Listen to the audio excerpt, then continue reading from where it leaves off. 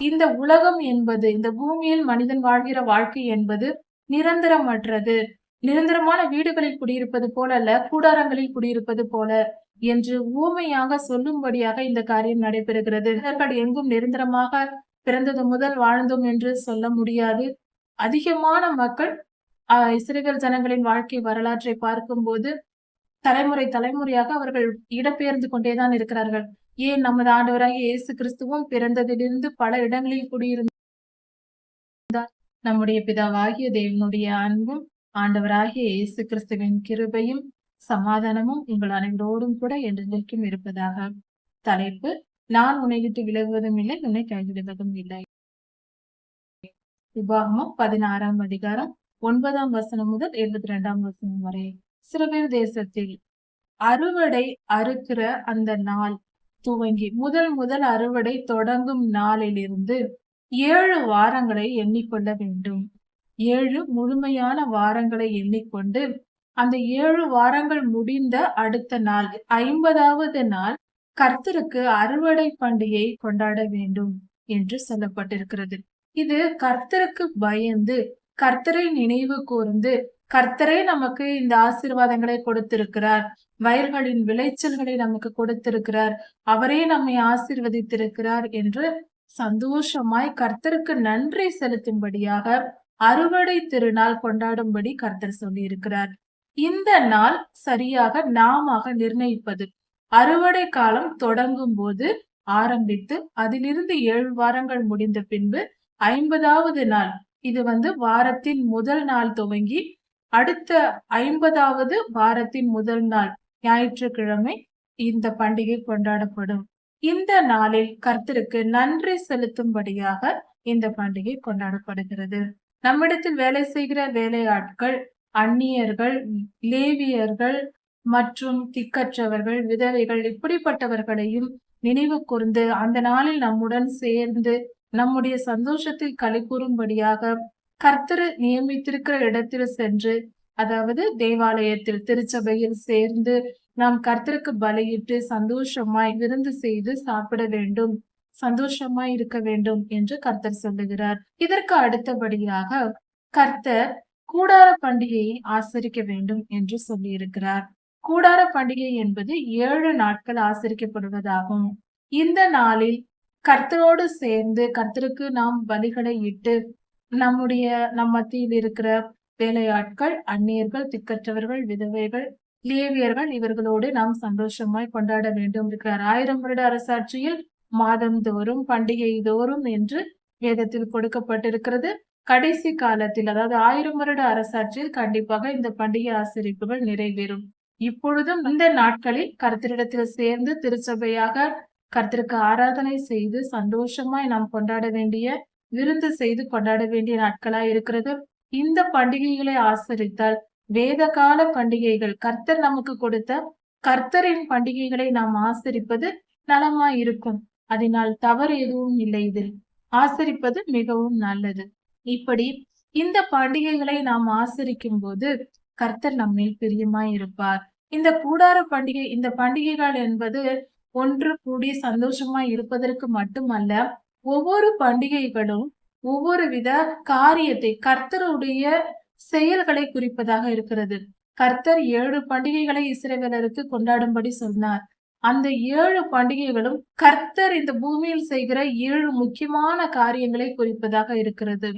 பஸ்கா பண்டிகை முதல் பண்டிகையாக கொடுக்கப்படுகிறது. இது கர்த்தருடைய சிலுவை மரணத்தை குறிக்கிறது, நமக்காக அவர் பலியானதை குறிக்கிறது. அடுத்தது புளிப்பில்லா அப்ப பண்டிகை என்பது கர்த்தருக்காக நாம் துக்கம் அனுசரிக்கிற 7 நாட்களை குறிக்கிறது. இது பஸ்கா பண்டிகையின் நாளன்று தொடங்கி 7 நாட்கள் தொடர்ந்து நடைபெறும். அதற்கு அடுத்ததாக 8வது நாளில் கர்த்தருக்கு முதற் பலன் பண்டிகை கொண்டாடப்படுகிறது. அல்லது அடுத்த ஞாயிற்றுக்கிழமை, வாரத்தின் முதல் நாள் நாம நிர்ணயித்து கொண்டாடப்படுகிற காலமாய் இருக்கிறது. அது கர்த்தருடைய உயிர்த்தெழுதலை குறிக்கிறதா இருக்கிறது. 4வது பண்டிகையாக 50ஆம் நாள் பெந்தகோஸ்தே பண்டிகை சொல்லப்படுகிறது. இந்த பண்டிகை கர்த்தருடைய அறுவடை திருநாளாக கொண்டாடப்படுகிறது. விளைச்சல்களை நமக்கு அறுவடை கிடைத்ததாக. இந்த பண்டிகை நாள் அன்றுதான் நமது ஆண்டவராகிய இயேசு கிறிஸ்து நமக்கு சொன்னபடி பரிசுத்த ஆவியானவர் 50ஆம் நாள் ஆண்டவராகிய இயேசு கிறிஸ்துவின் சிலுவை மரணத்திலிருந்து 50ஆம் நாளாகிய பெந்தகோஸ்தே நாள் அன்று பரிசுத்த ஆவியானவர் சீஷர்கள் மத்தியில் எருசலேமில் வந்து இறங்கினார். பரிசுத்த ஆவியானவர் இந்த பூமிக்கு கொடுக்கப்பட்ட நாளாய் இருக்கிறது. நமது ஆண்டவராகிய இயேசு கிறிஸ்து சொல்லி இருந்தார், நான் போய் உங்களுக்கு ஒரு தேற்றரவாளனை அனுப்பி வைப்பேன், நீங்கள் தனியாய் இருப்பதில்லை, அவர் உங்களோடு இருப்பார் என்று சொல்லப்பட்டது. ஆண்டவராகிய இயேசு கிறிஸ்து சொன்ன அந்த வார்த்தை அப்படியே நிறைவேறிற்று. அந்நாள் முதல் இன்று வரை பரிசுத்த ஆவியானவர் நம் மத்தியில் இருந்து நம்மை ஆளுகை செய்து வழிநடத்தி கொண்டிருக்கிறார். அவருடைய பாதுகாப்பில் தான் நாம் வாழ்ந்து கொண்டிருக்கிறோம். இல்லை என்றால் இப்பொழுது இருக்கிற பொல்லாத ஆவிகளும் தீமையான கிரியைகளும் நம்மை எப்படியோ அழித்து கொண்டு போயிருக்கும். பரிசுத்த ஆவியானவரின் பாதுகாப்பில் தான் நாம் இன்னும் வாழ்ந்து கொண்டிருக்கிறோம். பொல்லாத மனிதர்களுக்கும் பொல்லாத ஆவிகளுக்கும் தீங்கான மிருகங்களுக்கும் இயற்கை சூழ்நிலைகளுக்கும் தீமையான சூழ்நிலைகளுக்கும் நாம் காப்பாற்றப்பட்டு கொண்டிருக்கிறோம் என்பது பரிசுத்த ஆவியானவரின் செயலே. அவரே நம்மை பாதுகாத்து கொண்டிருக்கிறார். பரிசுத்த ஆவியானவர் வந்து இறங்கிய நாள் பெந்தகோஸ்தே நாளாய் இருக்கிறது. அடுத்து வரப்போகிற 5, 6, 7 3 பண்டிகைகளும் இனி நடக்க போகிற காரியங்களாய் இருக்கிறது. அதாவது எக்கால பண்டிகை என்பது கர்த்தருடைய எடுத்துக் கொள்ளப்படுதல் நடக்கப்படக்கூடிய காலமாய் இருக்கிறது. அந்த நாளில் கர்த்தருடைய எடுத்துக் கொள்ளப்படுதல் நடக்கும். 7 எக்காலங்கள் ஊதப்படும் என்றும் கர்த்தர் வரும்போது எக்கால துணியோடே வருவார் என்றும் தெசலோனிக்கேயர் புத்தகத்தில் எழுதப்பட்டிருக்கிறது. அதன்படி கர்த்தர் பெரிய எக்கால சத்தத்தோடு வருவார் என்று சொல்லப்பட்டிருக்கிறது. அது எக்கால பண்டிகை நாள் அன்றுதான் இந்த எடுத்துக்கொள்ளப்படுதல் நடக்கும். அந்த நாளை குறிக்கும் எடுத்துக்கொள்ளப்படுதலை குறிக்கக்கூடிய கர்த்தர் வருவார், நம்மை எடுத்துக்கொண்டு போவார் என்று விசுவாசிக்கும்படியாக இந்த நாளை நாம் எல்லோரும் கொண்டாடப்பட வேண்டும் என்று கர்த்தர் இந்த நாளை நமக்கு கொடுத்திருக்கிறார். இது இஸ்ரவேலரின் கணக்குப்படி 7ஆம் மாதம் 1ஆம் தேதியில் ஆசரிக்கப்பட வேண்டிய பண்டிகையா இருக்கிறது. அடுத்தது 8வது பண்டிகை 7ஆம் மாதம் 10ஆம் தேதி பாவ நிவாரண நாளாய் இருக்கிறது. இந்த நாள் கர்த்தர் நமக்காக பாவ நிவர்த்தி செய்கிற நாளாய் இருக்கிறது. இந்த நாளில் கர்த்தருடைய நியாய தீர்ப்பு இந்த பூமியில் நடக்கும். பாவ நிவர்த்தி நாள் அன்று மிகப்பெரிய கர்த்தருடைய நியாய தீர்ப்பு விளங்க போகிற காலமாய் இருக்கிறது. ஆண்டவராகிய இயேசு கிறிஸ்துவின் வருகை இந்த நாளில் இருக்கும். ஆண்டவராகிய இயேசு கிறிஸ்து வரும்போது அவர் வந்து நியாயம் தீர்க்க வருகிறார், ராஜாதி ராஜாவாய் வருகிறார் என்று நமக்கு வேதத்தில் சொல்லப்பட்டிருக்கிறது, வெளிப்படுத்தல் புத்தகத்தில். அப்படி இருக்க கர்த்தர் வரும்போது அவர் நியாயம் தீர்க்கிறவராக, அதாவது தேவாலயத்தில் தேவன் போல வந்து அந்தி கிறிஸ்து உட்காருவான் என்றும் அவனை அழிக்க கர்த்தர் வருவார் என்பதும் வேதத்தில் சொல்லப்பட்டிருக்கிறது. அந்த நாளில் அது மிகப்பெரிய தண்டனையை அவனையும் பொல்லாத சத்ருவாகிய அந்தி கிறிஸ்துவையும் அவனை சேர்ந்தவர்களையும் கர்த்தர் அழிக்கிற நாளாய் இருக்கிறது. அந்த நாளே பாவ நிவர்த்தி நாளாய் இருக்கிறது. இது அந்த நாளில் தான் இந்த காரியம் நடைபெறும். கர்த்தருடைய வருகையும் பாவ நிவர்த்தி நாள் அன்றுதான் இருக்கும். அதற்கு அடுத்தது கூடார பண்டிகையா இருக்கிறது. 7வது பண்டிகை 7ஆம் மாதம் 15ஆம் தேதி தொடங்குகிறது. 7ஆம் மாதம் 1ஆம் தேதி எக்கால பண்டிகையும் 7ஆம் மாதம் 10ஆம் தேதியிலேயே பாவ நிவாரண நாளாகவும் 7ஆம் மாதம் 15ஆம் தேதி முதல் 21ஆம் தேதி வரை 7 நாட்கள் கூடார பண்டிகை ஆசரிக்கும்படியாகவும் சொல்லப்பட்டிருக்கிறது. இந்த கூடார பண்டிகை என்பது எதற்கு குறிக்கப்பட்டிருக்கிறது? இதன் பொருள் என்னவென்றால், நமது ஆண்டவராகிய இயேசு கிறிஸ்து ராஜாதி ராஜாவாய் வந்து இந்த பூமியை 1000 வருடம் அரசாள போகிறார். அந்த காரியம் இந்த நாளில் நடக்க போகிறது. அதை நாம் நினைவு கூறும்படி கர்த்தர் இந்த வாய்ப்பை நமக்கு கொடுத்திருக்கிறார். கூடார பண்டிகை என்பது 7ஆம் மாதம் 15ஆம் தேதியிலிருந்து தொடங்கி 21ஆம் தேதி வரை 7 நாட்கள் கொண்டாடப்படுகிறது. இஸ்ரவேலர்கள் எகிப்தில் இருந்து புறப்பட்டது முதல் 40 வருடங்கள் வனாந்திர பயணத்தில் கூடாரங்களில் தங்கினார்கள். அதை குறிக்கும்படியாக இந்த கூடார பண்டிகை கர்த்தர் கொடுத்திருக்கிறார். இதன் பொருள் என்னவென்றால், இந்த உலகம் என்பது, இந்த பூமியில் மனிதன் வாழ்கிற வாழ்க்கை என்பது நிரந்தரமற்றது. நிரந்தரமான வீடுகளில் குடியிருப்பது போல அல்ல, கூடாரங்களில் குடியிருப்பது போல என்று ஊமையாக சொல்லும்படியாக இந்த காரியம் நடைபெறுகிறது. இவர்கள் எங்கும் நிரந்தரமாக பிறந்தது முதல் வாழ்ந்தோம் என்று சொல்ல முடியாது. அதிகமான மக்கள் இஸ்ரவேல் ஜனங்களின் வாழ்க்கை வரலாற்றை பார்க்கும்போது தலைமுறை தலைமுறையாக அவர்கள் இடம்பெயர்ந்து கொண்டேதான் இருக்கிறார்கள். ஏன் நமது ஆண்டவராகிய இயேசு கிறிஸ்துவும் பிறந்ததிலிருந்து பல இடங்களில் குடியிருந்தார் என்றும் சொல்லப்பட்டிருக்கிறது. இதனால் இந்த பூமி என்பது நிலையற்றது.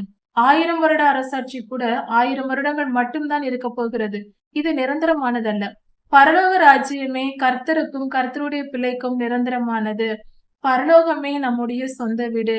இந்த பூமி வெறும் கூடாரத்தில் இருக்கிற வாழ்க்கைதான் என்பதை உணர்ந்து கொள்ளும்படியாக கூடார பண்டிகையை வருடந்தோறும் நாம் அனுசரிக்க வேண்டும் என்று சொல்லி இருக்கிறார். இந்த நாட்களில் நாம் கூடாரங்களில் தங்கும் போது நாம் நினைவு கூற வேண்டிய காரியம் இதுவா இருக்கிறது. நாம் இங்கு கொஞ்ச நாட்கள் தான் இருக்க போகிறோம். நித்தியத்தை சுதந்திரித்துக் கொள்ள போகிறோம். கர்த்தருடைய ராஜ்யத்தில் நாம் பிரவேசிக்க போகிறோம். அவரோடு சேர்ந்து வாழப்போகிறோம் என்பதை நினைவு கூறும்படியாக இவ்வுலகம் நிரந்தரமற்றது.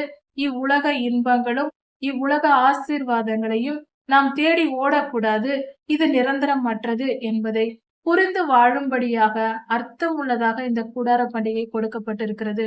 இப்படியாக கர்த்தர் ஒவ்வொரு பண்டிகையையும் ஒவ்வொரு பொருள் புரிந்ததாகவும், இதை நாம் நினைவு கூறும்போது நம் மனம் திரும்புதல் உண்டாகும்படியாகவும் அர்த்தமுள்ள பண்டிகையாகவும் இவைகள் கொடுக்கப்பட்டிருக்கிறது. யோசித்து பார்ப்போம். இந்த பண்டிகைகளை ஆசரிப்பதினால் என்ன தவறு ஏற்பட போகிறது? எந்த பாவம் நிறைவேற போகிறது? கண்டிப்பாக இல்லை. இது பரிசுத்தமானதே. கர்த்தரின் வார்த்தைகள், கர்த்தருடைய பண்டிகைகள் பரிசுத்தமானதே. இந்த 7 பண்டிகைகளையும் நாம் அனுசரிப்போம். நாம் இந்த பண்டிகைகளை தெரிந்து கொண்டு அந்த நாட்களில் நாம் இந்த பண்டிகைகளை ஆசரித்து கர்த்தருக்கு பிரியமாய் நடப்போம். பலி செலுத்த வேண்டியதில்லை. கர்த்தர் பலியாகிவிட்டார். நாம் தேவாலயத்தில் அந்த நாட்களில் ஸ்தோத்திர பலிகளை செலுத்தி ஆராதனை செய்து கர்த்தரிடத்தில் மகிழ்ந்திருப்போம். காணிக்கைகளையும் பாகங்களையும் செலுத்தி விருந்து செய்து திருச்சபையாக ஒன்று கூடி சந்தோஷமாய் கொண்டாட வேண்டும். கர்த்தர் நியமித்த இந்த 7 பண்டிகைகளும் கர்த்தருடைய வார்த்தையின்படியே நாம் ஒவ்வொரு காரியத்தையும் அனுசரித்து செய்யும் போது அது கர்த்தருக்கு பிரியமானதா இருக்கும். கர்த்தருக்கு கீழ்ப்படுகிற காரியமாகவும் இருக்கும். இப்படியாக 7 பண்டிகைகளை அனுசரிக்க வேண்டும் என்று கர்த்தர் சொன்னார். இதிலும் அந்த காலத்தில் 3 முறையாவது கர்த்தருடைய சன்னதியில் பண்டிகைகள் ஆசரிக்கப்பட வேண்டும் என்று சொன்னார். இதை பிரித்து, அதாவது 7ஐயும் 3ஆக சுருக்கி, ஒன்று ஆண் மக்கள் எல்லோரும் புளிப்பில்லா அப்ப பண்டிகையையும் வாரங்களின் பண்டிகையையும் கூடார பண்டிகை, இது 3 பிரிவாக ஒரே சமயத்தில் நடக்கக்கூடிய காரியங்கள். அந்த நாட்களில் நம்முடைய ஆண் பிள்ளைகள், ஆண்கள் யாவரும் கர்த்தருடைய சன்னதியில் காணிக்கைகளை கொண்டு வந்து படைக்க வேண்டும். பெண்களுக்கு அல்ல, ஆண்களுக்கு. ஆண்கள் காணிக்கை கொண்டு வந்து படைக்க வேண்டும். யாரும் வெறும் கையாய் வரக்கூடாது. கர்த்தருக்கு பலி செலுத்த வேண்டும். கர்த்தருக்கு காணிக்கை செலுத்த வேண்டும். தங்கள் தகுதிக்கு ஏற்ப அவைகளை செலுத்த வேண்டும் என்றும் கர்த்தர் சொல்லியிருக்கிறார். இப்படியாக கர்த்தருடைய வார்த்தை நம்மை வழி நடத்துகிறது. கர்த்தர் நம்மை நீதியின் பாதையில் நடக்க சொல்லுகிறார். நம் மத்தியில் இஸ்ரவேலர்கள் கானானுக்குள் பிரவேசித்த பின்பு செய்ய வேண்டிய காரியங்கள் எல்லாம் நாம் இன்று கடைபிடிக்க வேண்டிய காரியங்கள்.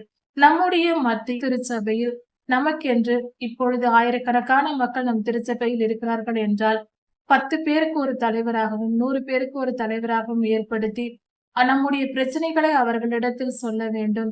அவர்கள் நம்மை நியாயம் தீர்க்க வேண்டும். இந்த முறைமை நமக்கு ஏற்படுத்தப்பட வேண்டும் என்று கர்த்தர் சொல்லுகிறார்.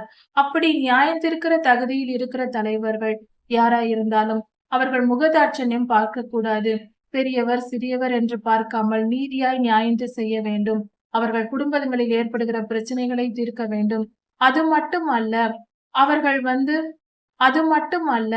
அவர்கள் வந்து லஞ்சம் வாங்குகிறவர்களாக இருக்கக்கூடாது. பண ஆசை உள்ளவர்களாய் இருக்கக்கூடாது. நீதியாய் நியாயம் தீர்க்க வேண்டும். யாருக்கும் பயப்படுகிறவர்களாக இருக்கக்கூடாது. நீதியை நிலைநாட்டுகிறவர்களாக இருக்க வேண்டும். கர்த்தருக்கு பிரியமான வாழ்க்கை வாழ்கிறவர்களாக இருக்க வேண்டும் என்று கர்த்தர் சொல்லுகிறார். இப்படியாக கர்த்தர் தம்முடைய வார்த்தைகளை நமக்கு கொடுத்திருக்கிறார். இந்த வேத பகுதியில் கர்த்தரின் இருதயத்தில் நாம் என்ன செய்ய வேண்டும் என்று விரும்புகிற காரியங்கள் இவைகளை நாம் கடைபிடிக்கும் போது கர்த்தருக்கு பிரியமானவர்களாய் இருக்கும். கர்த்தருக்கு பிரியமானவர்களாய் வாழ்வதற்கு ஒரே வழி கர்த்தரிடத்தில் அன்பு கூர்ந்து அவருடைய கற்பனைகளின் கட்டளைகளின் கை கொள்வதுதான். அப்படிப்பட்ட நன்மையான காரியங்களை பெற்றுக்கொண்டு நாம் கர்த்தருக்கு கீழ்ப்படிந்து கற்று தேர்ந்து கர்த்தரிடத்தில் உண்மையாய் கீழ்ப்படிந்து அன்பு கூர்ந்து நாம் வாழ்வோம். கர்த்தருடைய ஆசீர்வாதத்தை பெற்றுக்கொள்வோம். அவர் நம்மை விட்டு விலகுவதும் இல்லை, நம்மை கைவிடுவதும் இல்லை. உபாகமம் 17ஆம் அதிகாரம். இந்த வேத பகுதியில் கர்த்தருக்கு நாம் எப்படி பலி செலுத்த வேண்டும், கர்த்தருடைய வார்த்தைகளின்படி நடப்பது எப்படி என்பதை குறித்து சொல்லப்பட்டிருக்கிறது. கர்த்தருக்கு நாம் செலுத்தும் பலியானது பரிசுத்தமாய் இருக்க வேண்டும் என்று கர்த்தர் சொல்லியிருக்கிறார். அப்படி என்றால் என்ன? அந்த காலத்தில் ஆடு, மாடு, புறா இவைகளை பலி செலுத்தினார்கள். அப்படி அந்த மிருகங்கள், பறவைகளை அவர்கள் பலி செலுத்த கொண்டு வரும்போது அவைகளில் பழுதற்றதா இருக்க வேண்டும். அதாவது கால் நொண்டியா இருக்கக்கூடாது, சரீரத்தில் நோயோ அந்த மிருகத்தினுடைய தோலில் ஏதாவது பாதிப்புகளோ, எந்தவித வியாதி இல்லாமல், எந்தவித குறைபாடுகள் இல்லாத ஒரு முழுமையான, மிகவும் அருமையான, நன்மையான ஒரு அழகான ஆட்டுக்குட்டியையோ, ஒரு நல்ல எந்தவித குறையும் இல்லாத ஒரு காளை மாட்டையோ, புறாவையோ இப்படிதான் பலி கொடுக்க வேண்டும். ஏனென்றால் நாம் செலுத்தும் பலி கர்த்தருக்கு. அது கர்த்தருக்கு செலுத்தக்கூடியது பரிசுத்தமானதாக, குறை இல்லாததாக, கரை திரை இல்லாததாக பரிசுத்தமாய் செலுத்த வேண்டும் என்று கர்த்தர் சொல்லி இருக்கிறார். இந்த வேத பகுதியில் கொடுக்கப்பட்டிருக்கிற இந்த விஷயங்கள் இன்றும் நாம் கடைபிடிக்க வேண்டியவை. இந்த காலத்தில் மிருகங்களை பலி கொடுப்பதில்லை என்றாலும் நாம் கர்த்தருக்கு காணிக்கையை செலுத்தும் போது, நாம் ரூபாய் நோட்டாக செலுத்துகிறோம், நாம் பணமாக செலுத்தும் போது அந்த பணம் ரூபாய் நோட்டுகள் கிழிந்ததாகவோ, பழையதாகவோ, அல்லது மிகவும் மதிப்பு குறைந்த ஒரு ரூபாய் நோட்டுகளையோ, பணத்தையோ, மிகவும் சில்லறையான காணிக்கைகளையோ கர்த்தருக்கு நாம் செலுத்தக்கூடாது. கர்த்தருக்கு நாம் சிறந்ததை செலுத்த வேண்டும். நாம் அது உயர்ந்ததாக, நம்மால் முடிந்த வரைக்கும் அதை சிறந்ததாக, மதிப்பு மிகுந்ததாக நாம் கர்த்தருக்கு செலுத்த வேண்டும். கர்த்தருக்கு சிறந்ததை கொடுக்க வேண்டும் என்கிற எண்ணம் நம் மனதில் இருக்க வேண்டும். அதே போல நம்முடைய முதல் பிள்ளையை கர்த்தருடைய ஊழியத்தை செய்யும்படி அவர்களுக்கு ஆலோசனை சொல்லி, அவர்களுக்கு சிறு வயது முதல் சொல்லி அவர் ஊழியக்காரர்களாக மாற்ற வேண்டும். இந்த கடைசி காலத்தில் எல்லோரும் ஊழியம் செய்வது மிகவும் சிறந்தது. அப்படி ஊழியம் செய்கிற நம்முடைய பிள்ளைகளானாலும் நாமானாலும் நாம் பாவம் இல்லாதவர்களாகவும், குற்றம் குறை இல்லாதவர்களாகவும் இருக்க வேண்டும் என்பதும் இதன் பொருளாக இருக்கிறது. கர்த்தருக்கு நாம் ஊழியம் செய்கிறோம், கர்த்தருடைய பிள்ளைகளாய் இருக்கிறோம் என்று சொல்லும் போது நம்மிடத்தில் கரை திரை இருக்கக்கூடாது. பாவ எண்ணங்கள், இச்சைகள் இவைகள் இருக்கக்கூடாது. உலக இச்சைகள் இருக்கக்கூடாது. அமைதியுள்ளவர்களாக, சாந்த குணம் உள்ளவர்களாக, பரிசுத்த ஆவியானவரின் கனிகளால், ஆவியின் கனிகளால் நிரப்பப்பட்டவர்களாக இருக்க வேண்டும். கலாத்தியர் 5ஆம் அதிகாரத்தில் சொல்லப்பட்டிருப்பது போல இப்படி நாம் பரிசுத்தமானவர்களாக இருக்க வேண்டும். கர்த்தருக்கு பிரியமானவர்களாக நாம் இருக்க வேண்டியது அவசியமாய் இருக்கிறது. அடுத்ததாக, அந்த காலத்தில் இஸ்ரவேலருக்கு என்று கொடுக்கப்பட்டிருக்கிற கட்டளைகள், அதன் கருத்துகள் இந்த காலத்தில் திருச்சபைக்கு பொருந்துகிறதா இருக்கிறது. அந்த காலத்தில் இஸ்ரவேலர்களுக்குள் யாராவது வான சேனையை அவர்கள் உருவாக்கி, தாங்களாக ஒரு தெய்வத்தை உருவாக்கி கொண்டு அதை வழிபட தொடங்கினால், அப்படி செய்தால், அதை அந்த செய்தி ஆசாரியர்களின் காதில் விழுந்தால், அல்லது இஸ்ரவேலரை ஆளும் ராஜாவினிடத்தில் இந்த செய்தி சேர்ந்தால், அந்த ராஜா அவர்களை விசாரிக்க வேண்டும். அவர்கள் செய்தது உண்மைதானா? இப்படி நடந்தார்களா? அதாவது தாங்களே தங்களுக்கு தெய்வத்தை உண்டாக்கி கொண்டார்களா? விக்கிரக ஆராதனை செய்தார்களா? நமது ஆண்டவராகிய இயேசு கிறிஸ்து கர்த்தாதி கர்த்தர், தேவாதி தேவன், அவரை தவிர வேறு யாரையாவது வணங்கினார்களா என்று முதலில் விசாரிக்க வேண்டும். ஒரு சாட்சி சொன்னால் அதை நம்பக்கூடாது, ஏற்றுக்கொள்ளக்கூடாது. 2, 3 சாட்சிகளால் உறுதிப்படுத்திக் கொள்ள வேண்டும். உண்மையாக அவர்கள் பொல்லாத ஆவிகளை அவர்கள் வணங்கினார்கள் என்பது 2, 3 சாட்சிகளால் உறுதிப்பட வேண்டும். அப்படி உறுதிப்பட்டால் அப்படிப்பட்டவர்களை அழைத்து அவர்களை கொன்று போட வேண்டும். அவர்களை வெளியே கொண்டு வந்து, வீட்டிற்குள் அல்ல, வெளியே கொண்டு வந்து அவர்களை கல்லெறிந்து கொள்ள வேண்டும். அவர்கள் இப்படிப்பட்ட அக்கிரமத்தை செய்ததினால் அதை பார்த்த சாட்சிகள் முதலில் அவர்கள் மேல் கல்லெறிய வேண்டும். அதன் பின்பு மற்ற சபையார் அந்த மனிதர்கள் மேல் கல்லெறிந்து கொள்ள வேண்டும் என்று அந்த காலத்தில் கர்த்தர் கொடுத்த சட்டமா இருக்கிறது.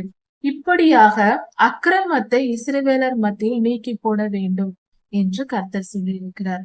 இந்த சட்டம் இந்த காலத்திற்கு எப்படி பொருந்தும் என்றால், திருச்சபையில் யாராவது பொல்லாத ஆவிகளை வணங்குவது, கர்த்தருக்கு விரோதமான செயல்களை செய்வது, கர்த்தருடைய கட்டளையாகிய முதலாம் கட்டளையை மீறி நடப்பது, இப்படிப்பட்ட காரியங்கள் செய்தால் அதை சபை போதகர் அறிந்து கொண்டால் அவர்களை அழைத்து அவர்களிடத்தில் உண்மையை தெரிந்து கொண்டு உடனே சபையை விட்டு அவர்களை நீக்கி போட வேண்டும். அவர்கள் மனம் திரும்பும்படி போதிக்கலாம். அவர்கள் மனம் திரும்பினால் மன்னிப்பு கேட்டால் ஏற்றுக்கொள்ளலாம். இல்லை என்றால் அவர்களை சபையை விட்டு, அவர்கள் இந்த கட்டளைக்கு அடங்காதவர்களாய் இருந்தால் சபையை விட்டே அந்த போதகர் அவர்களை விலக்கிவிட வேண்டும். அவர்கள் அப்படிப்பட்டவர்களாய் இருக்கும்போது மற்ற சபையினரையும் அந்த சபை உறுப்பினர்களையும் இவர்கள் வந்து கெடுத்து போடுவார்கள். இப்படிப்பட்டவர்களை சபையில் வைக்கக்கூடாது. அந்நிய பொல்லாத ஆவிகளை வணங்குவது, விக்கிரகங்களுக்கு படைக்கப்பட்டதை புசிப்பது போன்ற காரியங்கள் சபையில் இருக்கிற கர்த்தருடைய பிள்ளைகள் செய்யக்கூடாது. இதுவே கர்த்தருடைய கட்டளையாக இருக்கிறது. அடுத்ததாக, இஸ்ரவேலர் மத்தியில் யாரோ ஒரு மனிதனுக்கு ஒரு பிரச்சனை வருகிறது. அதை நியாயாதிபதியினிடத்தில் கொண்டு வருகிறார்கள். இந்த வழக்கை எங்களுக்கு தீர்த்து வைக்க வேண்டும் என்று. அப்படி அந்த வழக்கை தீர்க்கும்படி கொண்டு வரும்போது அந்த நியாயாதிபதியினால் அந்த வழக்கை தீர்க்க முடியவில்லை என்றால், அது குழப்பமாக இருக்கிறது, சரியான நீதி அவரால் சொல்ல முடியவில்லை என்றால், அந்த நியாயாதிபதி நேராக ஆசாரியரிடத்தில் செல்ல வேண்டும். தேவாலயத்தில் இருக்கிற ஆசாரியரிடத்தில் சென்று இந்த வழக்கை சொல்ல வேண்டும். அப்பொழுது அந்த ஆசாரியர், தேவாலயத்தில் இருக்கிற அந்த ஆசாரியர் அந்த வழக்கை கேட்டு கர்த்தருடைய நீதியின்படி அதற்கு நீதி நியாயங்களை சொல்லிக் கொடுப்பார். அதை கேட்ட அந்த நியாயாதிபதி அந்த ஜனங்களை இப்படியாக நியாயத்திருக்க வேண்டும். இந்த நீதி நியாயத்தை சொல்லும் போது அந்த குறிப்பிட்ட பாவம் செய்த மனிதன் அதை ஏற்றுக்கொள்ளாமல், கர்த்தருடைய வார்த்தைக்கு, ஆசாரியன் சொன்ன அந்த நீதிக்கு கட்டுப்படாமல் மீறி நடந்தால் அந்த மனிதனை கொன்று போட வேண்டும், கல்லெறிந்து கொள்ள வேண்டும் என்று கர்த்தர் சொல்லியிருக்கிறார். இது இந்த காலத்திற்கு எப்படி பொருந்தும் என்றால், திருச்சபை போதகர் தங்களில் உள்ள குழப்பங்கள், பிரச்சனைகளோடு குடும்பத்தில் இருப்பவர்களிடத்தில் அவர்களுக்கு சொல்லுகிற ஆலோசனைகளை, கர்த்தருடைய வார்த்தையை, ஒரு பிரச்சனை இருக்கிறது ஒரு குடும்பத்தில் என்றால் சபை போதகர் தலையிட்டு அந்த பிரச்சனைகளை தீர்த்து வைக்க வேண்டும். வேத வாக்கியத்தின்படி, கர்த்தருடைய ஆலோசனையின்படி செய்ய வேண்டும். அப்படி அவர்கள் செய்யும் போது அதற்கு அந்த திருச்சபையினர், அந்த விசுவாசியின் குடும்பத்தாரோ கட்டுப்படவில்லை என்றால் அவர்களை சபையை விட்டு விலக்கிவிட வேண்டும். இதுவே இந்த காலத்தில் நாம் செய்ய வேண்டிய நடைமுறை செயலாக இருக்கிறது. அவர்கள் மனம் திரும்ப வாய்ப்பு கொடுக்கலாம். மனம் திரும்ப மாட்டேன் என்று பிடிவாதமாய் இருப்பவர்களை சபையை விட்டு விலக்கிவிட வேண்டும். இப்படிப்பட்டவர்கள் மற்ற நல்ல விசுவாசிகளையும் கெடுத்து விடுவார்கள், சபை உறுப்பினர்களையும் கெடுத்து விடுவார்கள். அதை நாம் புரிந்து கொள்ள வேண்டும். அடுத்ததாக, எங்களுக்கும் ராஜா வேண்டும் என்று இஸ்ரவேலர்கள் விரும்பினால், இப்படி நீங்கள் விருப்பப்பட்டால் உங்களுக்கென்று ஒரு ராஜாவை ஏற்படுத்தி கொள்ளுங்கள் என்று கர்த்தர் சொல்லுகிறார். அப்படி நீங்கள் ராஜாவை ஏற்படுத்தி கொண்டால் அது உங்களுடைய சகோதரரில் ஒருவராய் இருக்க வேண்டும். அந்நிய இனத்தானோ அந்நிய ஜாதியானோ உங்களை ஆளக்கூடாது. உங்கள் சகோதரராகிய உங்கள் இனத்தாரில் ஒருவரை ராஜாவாக தெரிந்து கொள்ளுங்கள். அந்த மனிதனே உங்களை ஆளுகை செய்ய வேண்டும் ராஜாவாக. அந்த மனிதன் கர்த்தரால் தெரிந்து கொள்ளப்பட்ட மனிதனாக இருக்க வேண்டும். நீங்களாக முடிவு செய்யக்கூடாது. கர்த்தரால் தெரிந்து கொள்ளப்பட்ட ஒரு மனிதனே, உங்கள் சகோதரனில் ஒருவனாகிய உங்கள் ஜாதியான், உங்கள் இனத்தானே உங்களை ஆளுகை செய்ய வேண்டும் என்று கர்த்தர் சொல்லியிருக்கிறார். இன்றும் இந்த கட்டளையின்படிதான் பல தேசங்களில் தேசத்தின் தலைவர்களை தேர்ந்தெடுக்கும் போது அந்த தேசத்தின் உறுப்பினர் தானா என்று பார்த்து அநேகம் பேர் அப்படிப்பட்டவர்களே வர வேண்டும். அந்நிய இனத்தார் எங்களை ஆளுகை செய்யக்கூடாது என்று விரும்புகிற வழக்கம் இருக்கிறது. அன்று கர்த்தர் சொன்ன அந்த நியாயங்களின்படி. அடுத்ததாக, நீங்கள் எகிப்திலிருந்து புறப்பட்டு நீங்கள் கானானுக்கு வந்தீர்கள், நீங்கள் மீண்டும் எகிப்துக்கு போகாதிருங்கள் என்று கர்த்தர் சொன்னார். இன்றைய காலத்திற்கு இதன் பொருள் என்ன என்றால், நாம் எகிப்துக்கு திரும்பி போகக்கூடாது. அதாவது எகிப்து என்றது ஊமையாக சொல்லப்படுகிறது. இது ஒரு தேசத்தை குறிப்பதல்ல. நாம் பழைய பாவங்களை விட்டு ஒழித்து இச்சையான காரியங்களை விட்டு ஒழித்து கர்த்தருக்கு பிரியமாய் வாழ வேண்டும் என்று சத்தியத்தின் பாதையில் வாழ்வதற்காக கர்த்தரை மனப்பூர்வமாய் ஏற்றுக்கொண்டு ரட்சிக்கப்பட்டு கர்த்தருடைய பிள்ளைகளாக திருச்சபையில் நாம் உறுப்பினராக திருச்சபையில் கர்த்தரை ஆராதிக்கிற பிள்ளைகளாக நாம் வாழ்ந்து வருகிறோம். இப்படிப்பட்ட சூழ்நிலையில் நாம் மீண்டுமாக பழைய பாவங்களுக்கும் பழைய இச்சைகளுக்கும் நம் வாழ்க்கையில் இடம் கொடுக்க கூடாது என்று கர்த்தர் சொல்லுகிறார். இதன் பொருளாக தான் அப்படியாக நமக்கு சொல்லியிருக்கிறார்.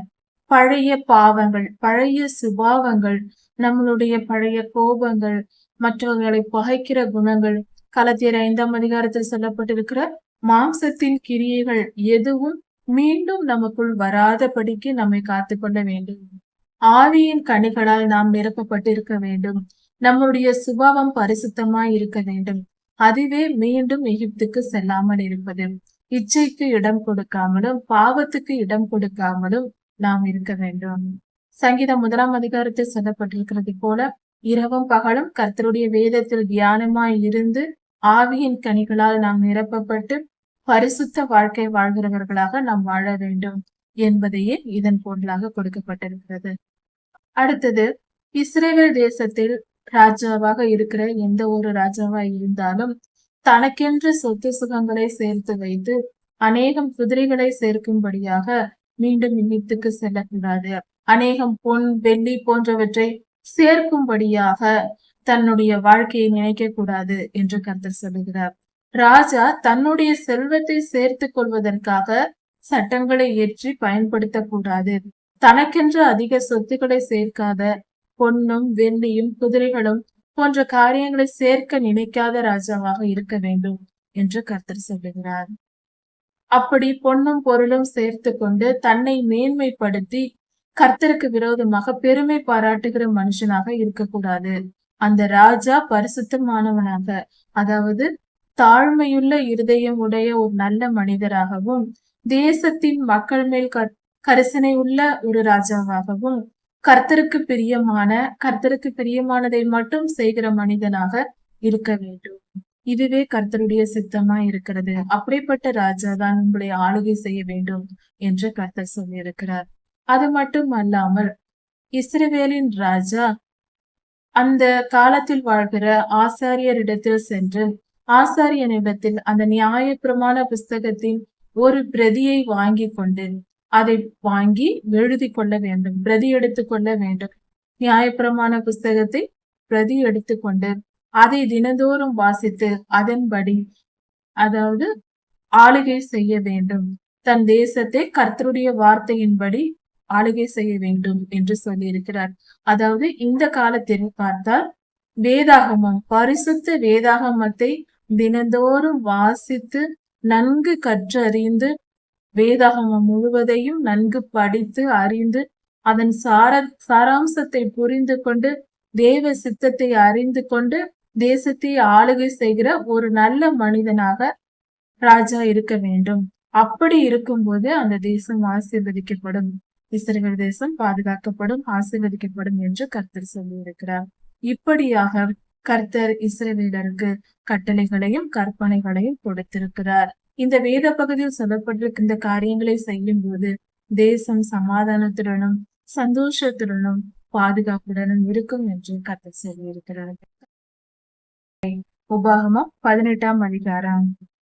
இந்த வேத பகுதியில் கர்த்தர் தேவாலய பணிக்காக ஆசாரியர்களாக லேவி கோத்திரத்தாரை தெரிந்து கொண்டார். லேவி கோத்திரத்தார் தேவாலயத்தில் உள்ள பணிகளை செய்ய வேண்டும். ஒவ்வொருவருக்கும் ஒவ்வொரு விதமான பொறுப்புகள் கொடுக்கப்பட்டு அந்த பணிகளை செய்ய வேண்டும் என்று கர்த்தர் சொல்லியிருந்தார். அவர்களுடைய வருமானம் என்பது அவர்களுக்கு அவர்கள் வாழ்க்கைக்கு தேவையான பணம், பொருள் போன்ற காரியங்களுக்காக அவர்களுடைய வருமானம் என்பது அவர்களுக்காக எந்த நிலங்கள் கொடுக்கப்படவில்லை, அவர்களுக்கான வேலையும் சொல்லப்படவில்லை. அவர்கள் தேவாலயத்தில் மட்டுமே பணிபுரிய வேண்டும். அப்படி இருக்கும்போது அவர்கள் கர்த்தருக்கு ஜனங்கள் மற்ற 11 கோத்திரத்தாரும் கர்த்தருக்கு பலிகளை செலுத்தும் போது அந்த பலிகள் இவர்களுக்கு பொருளாக, அவர்களுக்கு சம்பளமாக அவர்களுக்கு கொடுக்கப்படுகிறது. கர்த்தருக்கென்று செலுத்தப்படும் பலிகளானது லேவியர்களுடைய சம்பளமாக அவர்கள் பிழைப்புக்காக கொடுக்கப்படுகிறது. இப்படியாக அவர்கள் தங்கள் சகோதரர்களுக்குள்ளே எந்தவித சொத்தும் சுதந்திரமும் இல்லாமல் இருக்க வேண்டும் என்று கர்த்தர் கட்டளையிட்டார். லேவி கோத்திரத்தார் முழுவதும் அவர்களுக்கு சொத்து சுதந்திரம் என்றால் அது கர்த்தரே அவர்கள் சுதந்திரம் என்று சொல்லியிருக்கிறார். உங்கள் சொத்து நானே என்று லேவியர்களுக்கு கர்த்தர் சொல்லி இருக்கிறார்.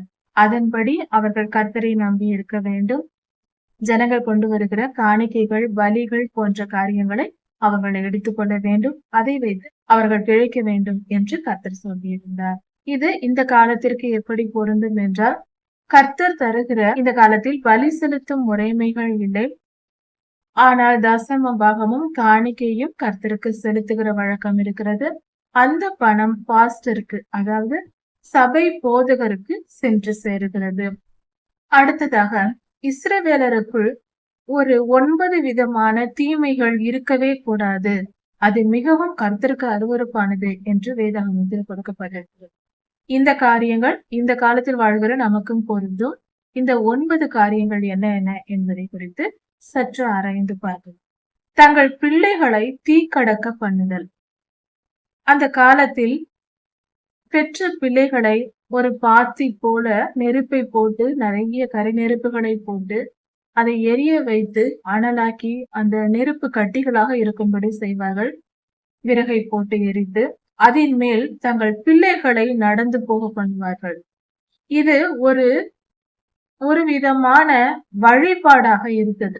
இப்படிப்பட்ட காரியங்கள் செய்வது கர்த்தருக்கு அருவருப்பானது என்று கர்த்தர் சொல்லி இருக்கிறார். நீங்கள் யாரும் இப்படி செய்யக்கூடாது என்று கர்த்தர் சொல்லி இருக்கிறார். அடுத்ததாக, அஞ்சனம் பார்ப்பது. அஞ்சனம் பார்ப்பது என்றால் கைகளை வைத்து ரேகை பார்ப்பது, ஜோசியம் பார்ப்பது. இப்படிப்பட்ட காரியங்களை செய்யக்கூடாது, அது கர்த்தருக்கு அருவருப்பானது என்று கர்த்தர் சொல்லியிருக்கிறார். இப்படிப்பட்டவர்கள் யாரும் உங்கள் நடுவில் இருக்கக்கூடாது என்று அன்று இஸ்ரவேலருக்கு கர்த்தர் சொல்லியிருக்கிறார். இன்றும் திருச்சபையில் கர்த்தருடைய சபை உறுப்பினராக இருக்கிற யாராயிருந்தாலும் இந்த காரியங்களை செய்யக்கூடாது. தீயிட்டு அதன் மேல் தங்கள் பிள்ளைகளை நடக்க பண்ணுவது, தாங்களே நடப்பது போன்ற காரியங்களை செய்யக்கூடாது. அதற்கு அடுத்ததாக, ஜோசியம் பார்க்க கூடாது, கைரேகை பார்ப்பது, அதை வைத்து நல்லது கெட்டது என்று பலன் பார்ப்பது, இப்படிப்பட்ட காரியங்கள் செய்யக்கூடாது. இதுவும் கர்த்தருக்கு அருவருப்பானது. அடுத்தது, குறி கேட்பது. அதாவது குறி கேட்பது என்றால் இந்த ஒரு குச்சி போல ஒன்று வைத்து கொண்டு குறி கேட்பார்கள். குறி சொல்லுகிறவர்கள் வருவார்கள். நாங்கள் குறி சொல்லுகிறோம் என்று சொல்லிவிட்டு பணம் கேட்பார்கள். அப்படிப்பட்ட குறி சொல்லுகிறதை நாம் கேட்கக்கூடாது. நம்மை குறித்து, நம் எதிர்காலத்தை குறித்து, இது இப்படி நடக்கும், அப்படி நடக்கும், உங்களுக்கு இது நடக்க போகிறது என்று சொல்வார்கள். அதை எதையுமே நாம் கேட்கக்கூடாது, நம் காதில் வாங்கவே கூடாது. அப்படிப்பட்டவர்களை நாம் சேர்க்க கூடாது, அவர்களிடத்தில் நாம் சேரவும் கூடாது. அப்படி குறி கேட்கும் பழக்கம் நமக்குள் இருக்கவே கூடாது. அது கர்த்தருக்கு அருவருப்பானது. அப்படி நாம் செய்தால் நம் குடும்பங்களில் இந்த கட்டளைகளை மீறும் போது மிகப்பெரிய கஷ்டங்களும் தீமைகளும் நம் வாழ்க்கையில் வந்து சேரும். அதனால் இந்த குறி கேட்கும் பழக்கம் இருக்கக்கூடாது. ஜோசியம் பார்க்க கூடாது. நம் பிள்ளைகளை தீக்கடக்க பண்ண கூடாது. இப்படிப்பட்ட காரியங்கள் இருக்கவே கூடாது. இன்னும் 6 காரியங்கள் இருக்கிறது. அடுத்தது, நாள் பார்ப்பது. நம் வீட்டில் நல்ல காரியங்கள் செய்வது என்றாலும், விதை விதைப்பது போன்ற காரியங்களுக்கும், விவசாய வேலைகள் தொடங்குவதற்கு போன்ற காரியங்களுக்கு நாள் பார்ப்பார்கள். ஒரு திருமண காரியம் என்றாலோ, ஏதாவது ஒரு நற்காரியங்கள் செய்ய வேண்டும் என்றாலோ, இந்த நாள் நல்ல நாளா, அந்த நாள் நல்ல நாளா என்று நாள் பார்க்கிற பழக்கம் பல இடங்களில் இருக்கிறது. இது மிகவும் பாவமான காரியம், கர்த்தருக்கு அருவருப்பான காரியம். எந்த நாளும் எந்த கிழமையும் பார்க்க கூடாது.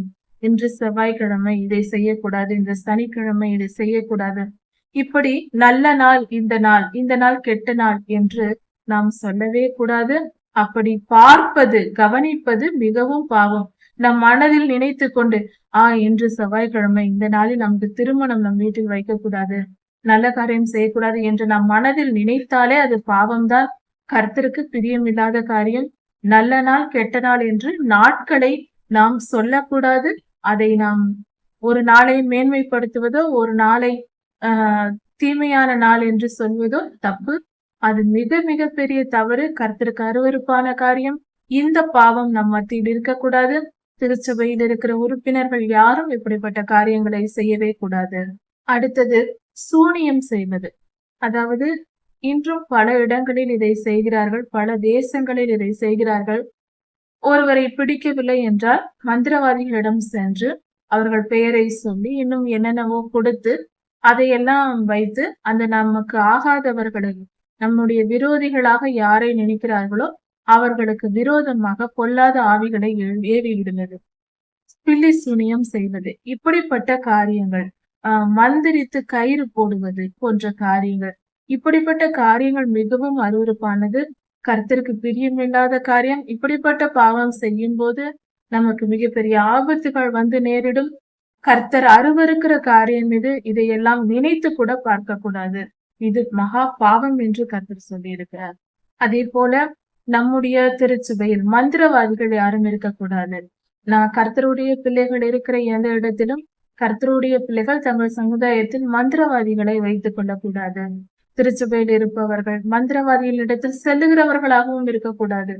அந்த மந்திரவாதியிடம் சென்று மந்திரம் பண்ணி கொண்டு வருகிறேன், கயிறை பூஜை செய்து தாயத்து கட்டுவது, கயிறு கட்டுவது, நமக்கு ஆகாதவர்களை நோக்கி பில்லி சூனியம் செய்வது போன்ற காரியங்களை, மந்திரவாதிகளை நாம் ஏற்றுக்கொள்ளக்கூடாது. அப்படிப்பட்டவர்கள் நம் மத்தியில் இருக்கக்கூடாது. அவர்களை விலக்கி விட வேண்டும் என்று கர்த்தர் சொல்லுகிறார். இதுவும் கர்த்தருக்கு அருவருப்பான செயலாய் இருக்கிறது. அடுத்தது சன்னதம் சொல்லுகிறவர்கள்.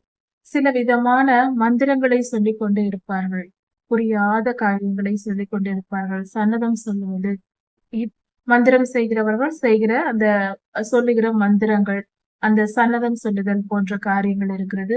இதுவும் கர்த்தருக்கு அருவருப்பான காரியம். இதுவும் இந்த ஜோசியம் போன்ற காரியங்களோடு சேர்ந்து வருகிறது. இப்படிப்பட்ட காரியங்களை நாம் ஏற்றுக்கொள்ளக்கூடாது. அப்படிப்பட்டவர்களை, மனிதர்களையும் நாம் கண்டிப்பாக ஏற்றுக்கொள்ளக்கூடாது. அவர்களை விட்டு விலக வேண்டும்.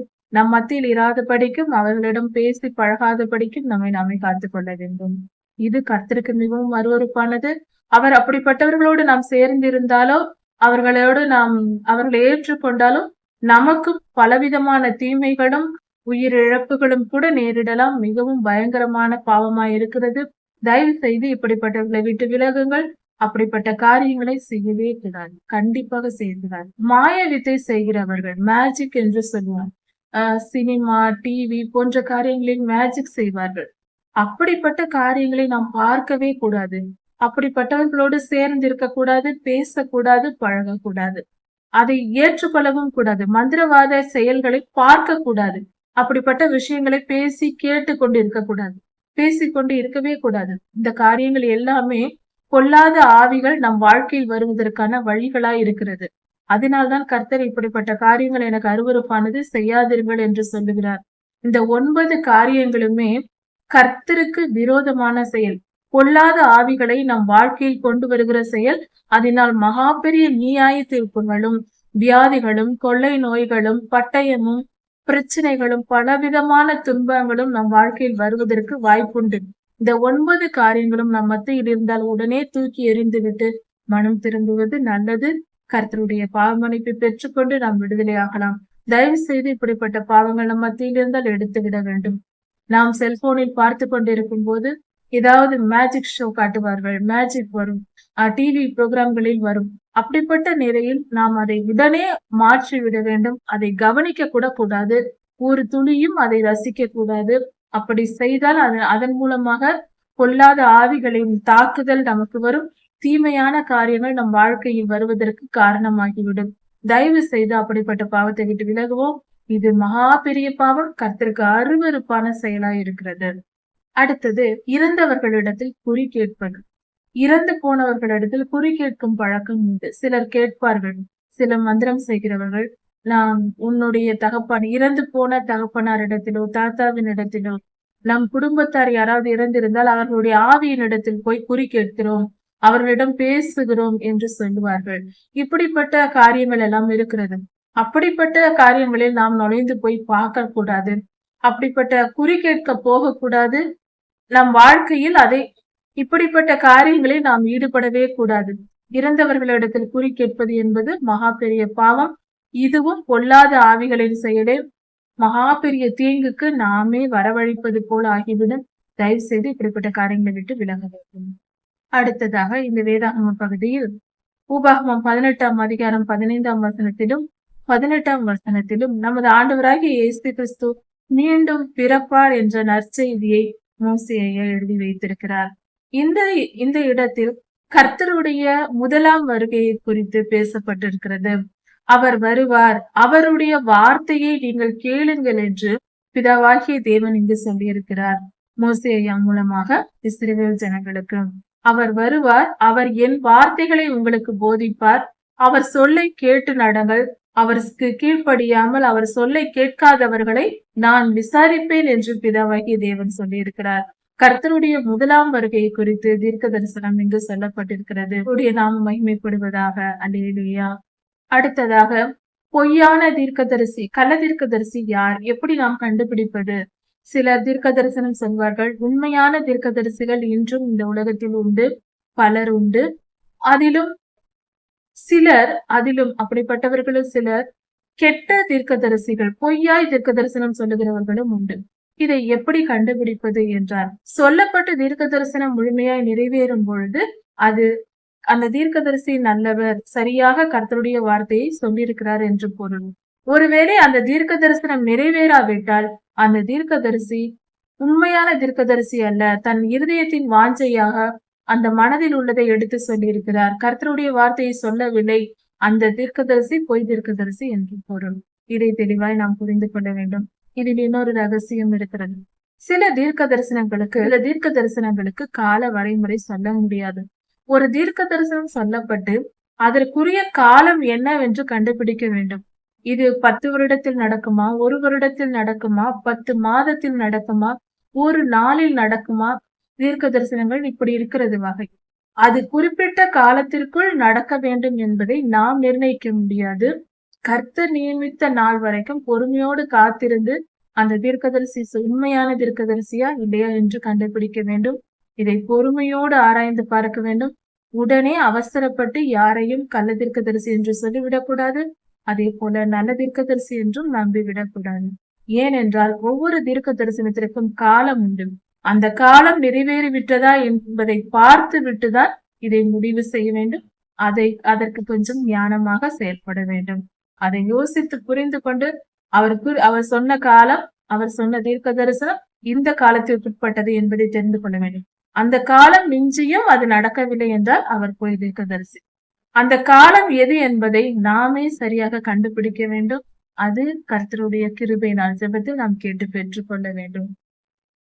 கர்த்தர் கொடுத்த ஞானத்தினால் நாம் அதை அறிந்து கொள்ள முடியும். இப்படியாக நாம் ஜாக்கிரதையுடன் இருக்க வேண்டும். 19ஆம் அதிகாரம். அடைக்கல பட்டணம் என்றால் என்ன? இஸ்ரவேலர்கள் கானானுக்குள் போன பின்பு அங்கு அவர்கள் குடியேறி வாழும் பொழுது உங்கள் தேசத்தை மொத்தமாக 3 பங்காக பிரித்து அதில் ஒவ்வொரு பங்கிலிருந்தும் போகும்படியாக 3 பட்டணங்களை தெரிந்து கொள்ள வேண்டும் என்று கர்த்தர் சொல்லியிருக்கிறார். அந்த 3 பட்டணங்களும் அடைக்கல பட்டணம் என்று சொல்லப்படுகிறது. அதாவது மனதறிந்து எந்தவித பகையும் இன்றி ஒரு மனிதன் குற்றம் செய்கிறான் என்று வைத்துக் கொண்டால், தற்செயலாக ஒரு குற்றம் நடந்தால் அப்படிப்பட்ட மனிதன் அடைக்கல பட்டணத்தில் ஓடி சென்று அங்கு தன் உயிரை காப்பாற்றிக் கொள்ளலாம். இப்படியாக சொல்லப்படுகிறது. இதன் பொருள் என்னவென்றால், இந்த காலத்திலும் அன்று கர்த்தர் கொடுத்த இந்த அடைக்கல பட்டண முறைமைதான் இன்று தேசங்களில் ஜெயில் என்று அழைக்கப்படுகிறது. அதாவது ஒரு மனிதன் கொலை செய்து விட்டான் இன்னொரு மனிதனை என்றால், அந்த கொல்லப்பட்ட மனிதனின் குடும்பத்தார், இறந்தவனின் குடும்பத்தார் மிகவும் துக்கத்தோடு இருப்பார்கள், பழிவாங்கும் உணர்வோடு இருப்பார்கள். அப்பொழுது அவர்கள் இந்த கொன்றவனை கொன்றுவிடக் கூடாது என்பதற்காக, இன்னொரு உயிரும் போய்விடக் கூடாது என்பதற்காக, அந்த பழிவாங்குதல் தொடர்ச்சியாக நடந்துவிடக் கூடாது என்பதற்காக குற்றம் செய்தவனை பிடித்து சிறைச்சாலையில் வைப்பது அரசாங்கத்தின் வழக்கம். உலகம் எங்கும் இது கடைபிடிக்கப்படுகிறது. இப்படிப்பட்ட பாதுகாப்புக்காக சிறைச்சாலைகள் அமைக்கப்படுகிறது. சிறைச்சாலை என்ற அமைப்பு கர்த்தர் கொடுத்த இந்த 3000 வருடங்களுக்கு முன்பாக அடைக்கல பட்டணம் என்று கர்த்தர் சொன்னாரே, அந்த நியமத்தின்படியே இன்று இது அமைக்கப்படுகிறது. இந்த அடைக்கல பட்டணத்தில் குற்றம் செய்தவனும் அங்கு தங்கியிருப்பான். குற்றம் செய்யாமல், அதாவது மனதறிந்து குற்றம் செய்யாதவன் இங்கு தங்கியிருப்பான். பெரும்பாலாக எல்லா தேசங்களிலும் பரிசுத்த வேதாகமத்தின் நியமங்களை வைத்து, சட்ட திட்டங்களை, கர்த்தர் தந்த சட்டத்தை வைத்துதான் இன்று தேசங்களுக்கு சட்டங்கள் எழுதப்படுகிறது. தேசங்கள் அரசு ஆளுகை நடத்தப்படும் முறைமைகளும், குறிப்பாக இந்த சிறைச்சாலை போன்ற காரியங்கள், அரசாங்க அமைப்பு முறைகள், ஜனநாயக நாடாக ஜனங்கள், அந்த ராஜாவானவன் தன் சொத்து சுகத்தை சேர்க்க கூடாது, ஜனங்களின் நன்மைக்காக வாழ வேண்டும் என்ற முறைமைதான் ஜனநாயக முறைமை என்று சொல்லப்படுகிறது. மோசே ஐயா மூலமாக இஸ்ரவேலருக்கு கொடுக்கப்பட்ட நியமங்களே இவைகள் என்பதை நாம் சற்று புரிந்து கொள்ள வேண்டும். இதை தெரிந்து கொள்ள வேண்டும். இந்த வேதாகம பகுதிகளில் இதை கொடுக்கப்பட்டிருக்கிறது. அதாவது ஒரு மனிதன் ஒரு மரத்தில் ஏறி மரத்தை வெட்டி கொண்டிருக்கிறான் தன்னுடைய கோடாரியால். அவன் வெட்டும் போது அவனை அறியாமல் அந்த கோடாரியின் காம்பு அவனுக்கு தெரியாமல் கழன்று கீழே விழுந்து விடுகிறது. கழன்று விழுந்த அந்த கோடாரியினுடைய அந்த இரும்பு பகுதி கீழே நடந்து வந்து கொண்டிருந்த ஒரு மனிதனின் தலையில் பட்டு அவன் அங்கேயே விழுந்து இறந்து விடுகிறார். அடிபட்டதினால் இறந்து விடுகிறான். இப்படிப்பட்ட காரியத்திற்கு இந்த மேலே மரத்தை வெட்டி கொண்டிருந்தவன் அவனுக்கு தெரியாது. ஆனால் அவனால் தான் இந்த கொலை நடந்திருக்கிறது. இப்படிப்பட்ட சம்பவம் நடந்த போது அந்த மனிதன் அவன் ஓடி போய் அடைக்கல பட்டணத்தில் சேர்ந்து கொள்ள வேண்டும். அவன் இந்த தேசத்தில் அவன் இருக்கிற இடத்தில் ஆசாரியன் மரணம் அடையும் வரைக்கும் அடைக்கல பட்டணத்தில் இருக்க வேண்டும் என்று நமக்கு கர்த்தர் கட்டளை கொடுத்திருக்கிறார். இது அவனுடைய பாதுகாப்புக்காக என்றாலும், இந்த மனிதர்கள் கொல்லப்பட்ட இறந்தவனினுடைய உறவினர்கள் இந்த மனிதனை கொன்று போடாதபடிக்கு, மரத்தின் மேல் இருந்த அந்த மனிதனை கொன்று போடாதபடிக்கு காப்பாற்றும்படியாக கர்த்தர் இதை செய்திருக்கிறார். ஏனென்றால் அவன் மனதறிந்து செய்யவில்லை. குற்றமற்ற ரத்தம் மீண்டும் சிந்தப்படக்கூடாது, அவன் குற்றம் இல்லாதவன் என்பதினால் இப்படிப்பட்ட ஒரு பாதுகாப்பு முறைமை அன்று அந்த காலத்தில் கர்த்தர் சொல்லியிருக்கிறார். கர்த்தருடைய நீதி நியாயங்கள் எப்படிப்பட்டதா இருக்கிறது. ஒருவன் அறிந்து செய்தானா அறியாமல் செய்தானா என்பதை எவ்வளவு அழகாக நியாயத்திற்கும்படி கர்த்தர் சொல்லி இருக்கிறார். அவருடைய ஞானம் எப்படிப்பட்டது, அவருடைய அன்பு எப்படிப்பட்டது, எல்லாவற்றையும் காட்டிலும் அவருடைய நீதி எப்படிப்பட்டது என்று விளங்குகிறது. மனதறிந்து ஒருவன் செய்யவில்லை என்றால் அவனுக்கு நியாயத்திற்கு கொடுக்க கூடாது என்று கர்த்தர் எவ்வளவாய் நல்லவராய் இருக்கிறார். அவர் எவ்வளவு துல்லியமாக நீதி செலுத்துகிறார். இந்த உலகில் நாம் எல்லோரும் பேசிக் கொண்டிருக்கிறோம். உலகெங்கும் ஒரு பரவலான பேச்சு இருக்கிறது. துன்மார்க்கர் செழித்திருக்கிறார்கள், நல்லவர்களுக்கு கஷ்டம் வருகிறது, கஷ்டப்படுகிறார்கள், தீயவர்கள் வாழுகிறார்கள் என்றெல்லாம் உலக வழக்கம் பேசுகிறது. உலகத்தில் பல இடங்களில் பேசுவது வழக்கமாக இருக்கிறது. ஆனால் உண்மை அது இல்லை. கர்த்தர் நீதியாய் நியாயம் தருகிறார். சில நேரங்களில் பொறுமையோடு காத்திருப்பார். நல்லவர்களுக்கும் கர்த்தருடைய பிள்ளைகளுக்கும் அவர்களுக்கு தேவையான காரியங்களை செய்வதற்கும், சில நற்காரியங்கள் நடக்க வேண்டும் என்பதற்காக சில தீமைகள் நடப்பதையும் அவர் பார்த்து கொண்டு பொறுமையாய் இருப்பார். அது நம்முடைய மனம் திரும்புதலுக்காகவும் நாம் மீட்கப்பட வேண்டும் என்பதற்காகவும் சில கஷ்டங்களை கர்த்தர் அனுமதிக்கலாம். அதனால் நாம் சோர்ந்து போகக்கூடாது. கர்த்தர் நீதியின் தேவன். ஒருபோதும் அவர் நீதி தவற மாட்டார். நம்முடைய நீதிக்கு தக்க பலனை அவர் கண்டிப்பாக தருவார். அவர் 2ஆம் வருகையில் வரும்போது வெளிப்படுத்தல் 22ஆம் அதிகாரம் 12ஆம் வசனத்தில் சொல்லப்பட்டிருக்கிறது. அவரோடு கூட அவர் தரும் பலனும் அவரோடு கூட வருகிறது. அதனால் நீதியின் மார்க்கத்தை நாம் பின்பற்றுவோம். ஒவ்வொரு நாளும் இன்னும் அதிகமாய் நீதியை பின்பற்றுவோம். நீதிமானாய் மாறுவோம். நீதி கர்த்தருடையது. நீதிமான்களையே கர்த்தர் விரும்புகிறார். நீதியை ஏற்றுக்கொள்கிறவர்களை கர்த்தர் விரும்புகிறார். அப்படிப்பட்டவர்களுக்கு சரியான பலனை கொடுக்க அவர் அறிந்திருக்கிறார். அவர் என்றும் நீதி தவற மாட்டார். நீதிமான்களை கைவிடவும் மாட்டார், துன்மார்க்கருக்கு கை கொடுக்கவும் மாட்டார். அவர் நல்ல தேவனாய் இருக்கிறார். நாம் நீதியை பின்பற்றுவோம். நீதி நம்மை பாதுகாக்கும். 3 அடைக்கல பட்டணங்களை ஏற்படுத்த வேண்டும் என்றும் கர்த்தர் சொன்னார் இஸ்ரவேலர்கள் நடுவில். அடைக்கல பட்டணத்தில் ஒரு குற்றம் செய்த மனிதன், ஆனால் அவன் அறியாமல் செய்தான், குற்றமற்றவன், அவன் போய் அடைக்கல பட்டணத்தில் பாதுகாப்பா இருந்து கொண்டான். ஆனால் ஒரு மனிதன் வேண்டும் என்றே ஒரு பகையின் நிமித்தம் தன் எதிராளியை கொன்று விடுகிறான். அவன் மனதறிந்து எதிரியை கொன்றுவிட்டு தன் ஒரு மனிதனை பகைத்து அவனை கொன்று போட்டுவிட்டு அவன் அடைக்கல பட்டணத்திற்கு ஓடி போய் விடுகிறான் என்று வைத்துக் கொள்ளலாம். அப்படி ஒருவன் செய்தால் இந்த அடைக்கல பட்டணத்தில் போய் தங்கியிருக்கிற அவனை பிடித்து கொண்டு வந்து இஸ்ரவேலர் நடுவே அவனை கொலை செய்ய வேண்டும், அவனுக்கு நியாயத்திற்கு கொடுக்கப்பட வேண்டும் என்று கர்த்தர் சொல்லுகிறார். அதனால் ஒருவன் குற்றம் செய்துவிட்டு அடைக்கல பட்டணத்திற்கு போய்விட்டால் அவனை விட்டுவிட முடியாது. அவனை போய் அழைத்து வந்து அவனை நியாயம் தீர்க்க வேண்டும், அவனுக்குரிய தண்டனையை கண்டிப்பாக கொடுக்க வேண்டும் என்று கர்த்தர் சொல்லி இருக்கிறார். அடைக்கல பட்டணத்திற்கு போகிற எல்லோரும் விட்டுவிடக்கூடாது. குற்றமற்றதை செய்தால் மட்டுமே அங்கு இருக்க அவர்களுக்கு அனுமதி உண்டு. எல்லைக்குறியை மாற்றக்கூடாது. அதாவது நம்மளுடைய வீட்டின் எல்லை, நம்மளுடைய இடத்தின் எல்லை, நம்மளுடைய நிலங்களின் எல்லை, இவைகள் எல்லாம் அதற்கு அளவு வைத்து கல்லையா அவர்கள் சொருகி வைத்திருப்பார்கள். அந்த எல்லையை நாம் மாற்றக்கூடாது. எல்லைக்காக வைக்கப்பட்டிருக்கிற அடையாளத்தை எடுத்து போட்டு சிலர் ஏமாற்றுவார்கள். இல்லத்தை அதிகப்படுத்திக் கொள்வதற்காக அந்த எல்லையை மாற்றி போடுவார்கள், தள்ளி போடுவார்கள். இப்படிப்பட்ட காரியம் செய்யக்கூடாது என்று கர்த்தர் சொல்லியிருக்கிறார். எல்லை குறியை மாற்றக்கூடாது. இது கர்த்தருக்கு பிரியமில்லாத செயலாய் இருக்கிறது. இப்படி நாம் நீதியாய் வாழ வேண்டும் என்று கர்த்தர் கற்றுக் கொடுத்திருக்கிறார். அடுத்ததாக, எந்த ஒரு செயலாக இருந்தாலும் ஒரு மனிதன் பொய் சாட்சி சொல்லுகிறான் என்று வைத்துக் கொள்ளலாம். ஒருவன் மேல் வேண்டும் என்றே குற்றம் சாட்டும் வழியாக ஒருவன் பொய் சாட்சி சொல்லுகிறான் என்றால் அந்த மனிதனுடைய சாட்சியை ஆசாரியனும் நியாயாதிபதியும் சேர்ந்து வந்து விசாரிக்க வேண்டும். அவர்கள் கவனமாய் அந்த பொய் சாட்சிக்காரனுடைய சாட்சியை கேட்க வேண்டும். கவனித்து ஆராய்ந்து அது உண்மையான சாட்சியா அல்லது பொய்யா என்று கண்டுபிடித்து அவன் பொய் சாட்சி சொல்லியிருக்கும் பட்சத்தில் அவனை பிடித்து அவன் எந்த தண்டனை அடுத்தவருக்கு வர வேண்டும் என்று பொய் சாட்சியை சொன்னானோ, எதற்காக எந்த தண்டனைக்காக அவன் பொய் சாட்சி சொன்னானோ அதே தண்டனையை இவனுக்கு கொடுக்கப்பட வேண்டும். அவன் பொய் சாட்சி என்பதை நிரூபித்து அவனுக்கு கொடுக்க வேண்டும். எந்த காரியத்தையும் 2-3 சாட்சிகளால் நாம் உறுதிப்படுத்திக் கொள்ள வேண்டும். ஒரு சாட்சியை வைத்து நியாயம் தீர்க்க கூடாது. 2-3 சாட்சிகள் தேவை.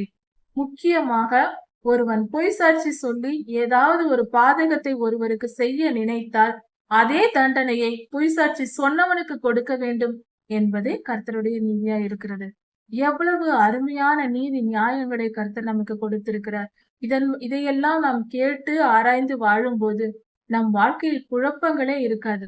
எது சரி எது தவறு என்பது மிக தெளிவானதாக இருக்கும். ஒரு தேசத்தை ஆளுவதாக இருந்தாலும் சரி, ஒரு குடும்பத்தில் வாழ்வதாக இருந்தாலும் சரி, கர்த்தருடைய நீதி நியாயங்கள் எல்லாம் கொடுக்கப்பட்டிருக்கிறது பரிசுத்த வேதாகமத்தில். அதை படித்து வாழாமல் இருப்பது நம்மளுடைய அறியாமை, நம்முடைய பாவம் என்றே சொல்லலாம். கர்த்தரால் சபிக்கப்பட்டவர்களே கர்த்தருடைய வேதத்தை படிக்காமல் இருப்பார்கள். கர்த்தரால் ஆசீர்வதிக்கப்பட்ட எல்லோருக்கும் இந்த பரிசுத்த வேதாகமத்தை தியானிக்கிற பாக்கியம் கிடைக்கும். பரிசுத்த வேதாகமம் கிடைத்திருக்கிறது. அதை படிக்கும் பாக்கியமும் நமக்கு கிடைக்க வேண்டும் என்று வேண்டிக் கொள்வோம். ஒரு மனிதன் பொய் சாட்சி சொல்லி அடுத்தவர் மேல் அடுத்த மனிதனுக்கு ஒரு தண்டனையை வர வைக்க வேண்டும் என்று நினைத்தால், இந்த பொய் சாட்சி என்னும் பாவத்தை செய்தால் அப்படிப்பட்டவனுக்கு நீ மனம் இறங்காதே என்று கர்த்தர் சொல்லுகிறார். அந்த ஆசாரியனாகட்டும் நியாயாதிபதியாகட்டும் அந்த பொய் சாட்சி சொன்னவனுக்கு மனதில் இரக்கம் காட்டக்கூடாது. அவனுடைய கண்ணுக்கு கண் பழி வாங்க வேண்டும், பல்லுக்கு பல் என்ற அந்த நீதியின்படி பழிக்கு பழி அவனுக்கு வாங்க வேண்டும். அவன் எந்த தீமையை மற்றவருக்கு வர வைக்க வேண்டும் என்று அவன் பொய் சாட்சி சொன்னானோ அதே தண்டனையை அவனுக்கு கொடுக்க வேண்டும். கர்த்தருக்கு பிரியமில்லாத மிகப்பெரிய பாவமான செயல், இதை விடக்கூடாது என்று கர்த்தர் சொல்லுகிறார். பொய் சாட்சிக்காரனுக்கு மனம் இறங்கக்கூடாது, இரக்கம் காட்டக்கூடாது, அவனை தண்டிக்க வேண்டும் என்பதே தேவ சித்தமாய் இருக்கிறது. அவனுக்கு இறங்காதே, கொஞ்சமும் இரக்கம் காட்டாதே என்று சொல்லி இருக்கிறார். கர்த்தர் நீதி உள்ளவர், நீதியின் சூரியன். நாமும் இந்த பொய் சாட்சி என்ற பாவத்திற்கு இடம் கொடுக்க கூடாது. சிறு வயதிலிருந்தே வருகிற மிகப்பெரிய முக்கியமான முதலாக செய்கிற பாவம் என்று கூட சொல்லலாம் இந்த பொய் சாட்சி என்பது. சிறு பிள்ளைகள் விளையாடிக் கொண்டிருக்கும் போது ஒரு பிள்ளையை இன்னொரு பிள்ளை அடித்து விட்டால், இவன் அடித்தானா என்று கேட்டால் இல்லை என்று பொய் சொல்வார்கள். உடனே 2, 3 வயது குழந்தைகள் கூட. இதுவே பொய் சாட்சியின் துவக்கமாய் இருக்கிறது. ஆனால் மகா பெரிய பாவமாய் இருக்கிறது. இப்படி சிறு பிள்ளைகளில் இருந்தே நம் வீட்டில் இருக்கிற பிள்ளைகளுக்கு பொய் சாட்சி சொல்லக்கூடாது என்பதை சொல்லிக் கொடுக்க வேண்டும். கர்த்தரிடத்தில் இரக்கம் கிடைக்காது என்று இந்த வேத பகுதியில் நமக்கு சொல்லப்பட்டிருக்கிறது. அதனால் நாமும் நியாயந்திருக்கப்படாதபடிக்கு இந்த பொய் சாட்சி என்ற பாவத்தை நாமும் செய்யாமலும் நம் குடும்பத்தில் யாரும் செய்யாமலும் சிறு குழந்தைகள் இருந்தால் அவர்களுக்கு இப்பொழுதே இந்த பாவம் செய்யக்கூடாது என்பதை குறித்து போதித்து பொய் சாட்சியை எடுத்து போடுவோம். கர்த்தர் நம்மை ஆசீர்வதிப்பார். பலவிதமான பாவங்களும் சாபங்களும் வருவதற்கு இந்த பொய் சாட்சி காரணமாய் இருக்கிறது. பிறருடைய மனம் நோக்கும்படி அவர்களுடைய வேதனைப்படுத்தும்படி செய்கிற காரியமாய் இது இருக்கிறது. அதனால் இந்த பொய் சாட்சி என்ற பாவத்திற்கு நம்மை நாம் காத்து கொள்ள வேண்டும். எந்த சூழ்நிலையிலையும் பொய் சாட்சி சொல்லக்கூடாது. சிறு பிள்ளைகளுக்கும் இந்த நீதி நியாயங்களை இந்த வேதாகம பகுதிகளை படித்து தியானித்து உபாகம புஸ்தகம் முழுவதும் வாசித்து அதை நம் பிள்ளைகளுக்கு சொல்வதற்கு நாம் கடனாளிகளாய் இருக்கிறோம் என்பதை புரிந்து கொண்டு நாமும் அதை பறித்து அறிந்து வாழ வேண்டும். நம் பிள்ளைகளுக்கும் போதிக்க வேண்டும். தினந்தோறும் போதிக்க வேண்டும். இந்த பழக்கம் நம்மை நல்வழிப்படுத்தும். கர்த்தருடைய பார்வையில் கிருபையையும் இரக்கத்தையும் நமக்கு பெற்றுத்தரும். கர்த்தருக்கு பிரியமாய் நடக்கிறவர்களுக்கே கர்த்தருடைய ஆசீர்வாதம் கிடைக்கும். கர்த்தருக்கு விரோதமான செயல்களை செய்தால் கர்த்தருடைய கோபம் புறப்படும். அதனால் சாபம் வந்து சேரும். இதை நாம் ஆதியாகமம் 3ஆம் அதிகாரத்தில் ஆதாம் ஏவாள் அவர்களின் சரித்திரத்தில் நாம் பார்த்திருக்கிறோம். நம் முன்னோர்கள் நம் பெற்றோர்கள் அவர்கள் செய்த பாவங்களினாலும் சாபம் வந்தது என்பதை நாம் தெரிந்து கொண்டிருக்கிறோம். அதனால் தயவு செய்து நம் குடும்பத்தாருக்கும் நம் பிள்ளைகளுக்கும் நாம் போதித்து இந்த காரியங்களை குறித்து நாம் நடக்க வேண்டும், சொல்லித்தர வேண்டும், நாமும் கற்றுக்கொள்ள வேண்டும். நாம் கர்த்தருக்கு பிரியமாய் நடந்து அவருக்கு கீழ்ப்படிந்து நீதி நியாயங்களின்படி வாழ்ந்து கர்த்தருடைய அன்பை பெற்று அவருடைய இரக்கத்தை பெற்று அவருடைய கிருபையை பெற்று நல்வாழ்வு வாழ்வோமாக. கர்த்தர் உங்களை ஆசீர்வதிப்பாராக. இதன் தொடர்ச்சியை அடுத்த செய்தியில் பார்க்கலாம். மாரநாதா.